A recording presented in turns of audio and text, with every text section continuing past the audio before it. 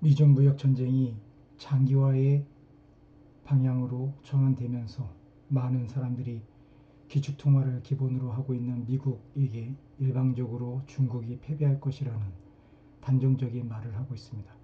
그럼에도 불구하고 중국은 다양한 카드로 미국의 압박으로부터 벗어나거나 또는 이번 전쟁이 더 장기화될 수 있다는 모습을 보여주고 있는 것이 현실입니다. 그러면 중국은 어떠한 카드로 미국의 공격으로부터 방어를 할 것이고 새로운 전략을 짤 수 있는 것인가에 대해서 한번 살펴보도록 하겠습니다. 거기에서 가장 두각되는 부분이 히토류입니다. 히토류가 과연 미국의 기축통화에 버금가는 효력을 발휘할 수 있을까라는 부분은 의심이 많이 들고 있지만 그럼에도 불구하고 중국은 히토류를 무기화하려고 하는 것 같습니다. 그러면 히토류를 어떤 식으로 사용하려고 하는 것인가에 대해서 살펴보도록 하겠습니다.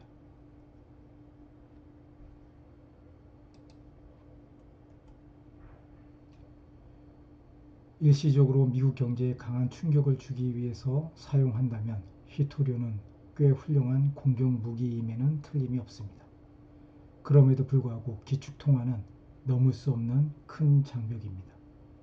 그럼 왜 우열을 가리기 힘들다고 했는지, 그리고 단기적인 측면으로 본다면 히토류는 기축통화만큼이나 강력하고 효과적일 수 있다라는 것인지 살펴보도록 하겠습니다. 먼저 미국이 2004년부터 2018년까지 필요로 하는 히토류의 80%를 중국 수입에 의존했다라는 것을 표를 통해서 알 수 있습니다. 미국 지질조사국에 따르면 미국의 히토류 시장 국가별 점유율을 본다면 80%가 중국이고 나머지를 에스토니아, 일본, 프랑스 그리고 기타의 국가들이 점유하고 있는 것을 볼 수가 있습니다.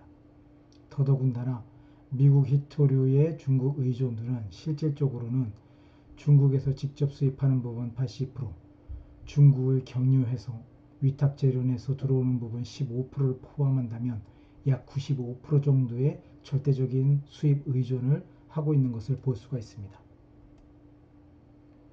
그렇다면 히토류는 정말 대단한 광물인가? 라는 측면을 본다면 절대 그렇지 않다라고 볼 수가 있습니다. 희소하지도 특별하지도 않다라는 것입니다. 그러나 IT 산업의 필수 소재이기도 합니다. 그럼 어떻게 히토류가 무역전쟁의 무기가 될 수가 있나? 라고 본다면 단연코 독점 산업이기 때문입니다. 히토류는 3D 산업입니다. 아무도 하려 하지 않는 산업이고 또한 그 부분을 중국만이 하고 있는 산업입니다. 그렇기 때문에 이 부분에서 중국의 경쟁력이 있어지는 것입니다. 히토류의 채굴, 재련, 소비 흐름을 한번 살펴보도록 하겠습니다. 채굴은 전 세계에서 이루어지고 있는 것이 현실이지만 많은 국가에서 이 부분을 꺼려하는 것은 채굴에 따라 엄청나게 많은 양의 토양이 파괴되는 것을 볼 수가 있습니다. 그래서 하고 싶어도 할 수가 없는 부분도 있고 하기 싫은 부분도 존재하는 것입니다.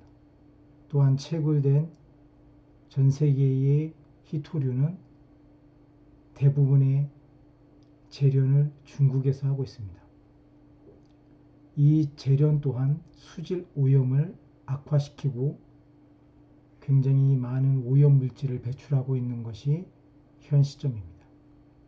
중국은 전 세계 매장량의 37%, 생산량의 95%를 차지하고 있기 때문에 절대적인 우위에 있다는 것은 두말할 필요가 없습니다.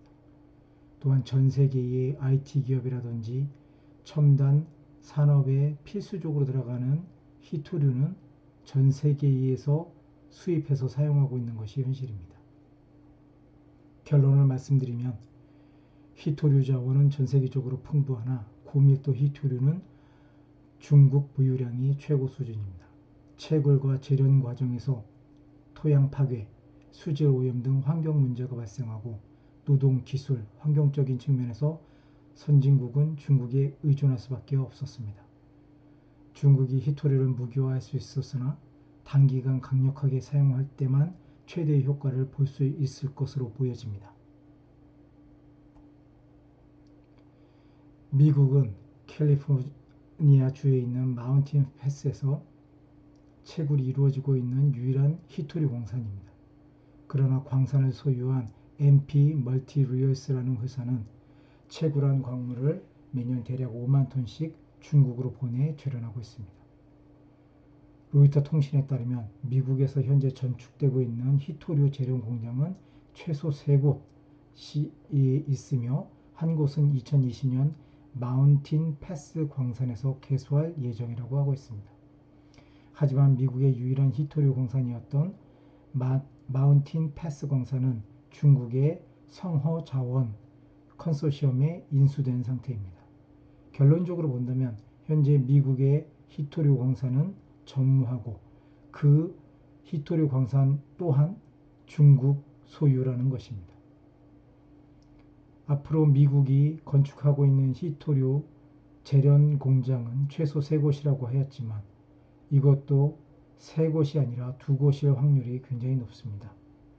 한 곳은 미국 마운틴 패스 광산 MP 멀티리얼스 회사가 만들고 있는 재련소고 또 하나는 미국의 화학회사 블루라인과 호주의 광산회사 라이너스가 공동으로 텍사스 혼도에 히토류 재련소를 세우고 있는 것이 두 번째입니다. 결국 중국은 한 곳의 재련소를 짓겠다라는 것과 같습니다. 라이너스 회사는 호주의 대표적인 히토류 채굴 회사로 재련과는 조금 먼 회사라고 볼 수가 있습니다. 호주의 유일한 히토류 광산인 마운틴 웰드 광산을 소유하고 있는 회사입니다.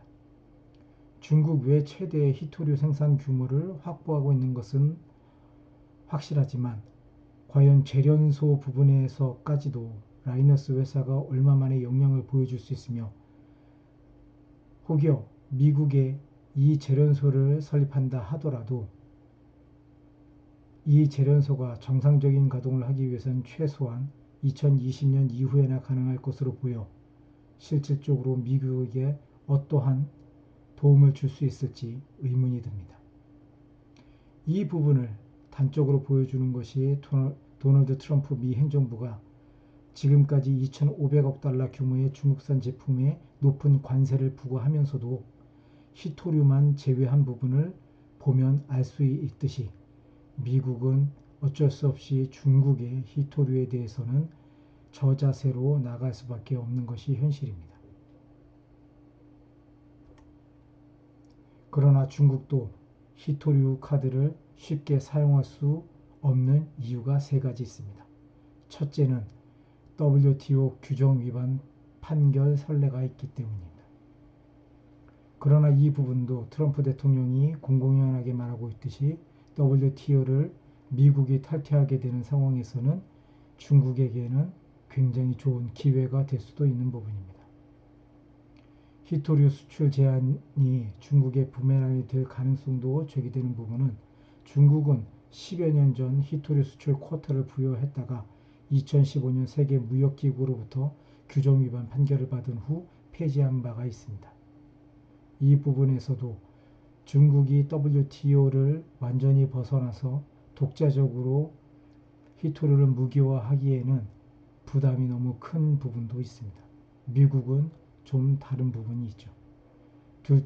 두 번째 자원 무기화는 중국 대외 신용도 하락을 부추겨서 결국에는 중국의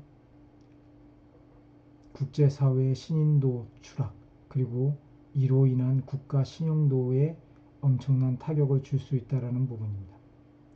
셋째는 히토류 무기화는 단기 전략에만 유용하다는 약점을 가지고 있습니다.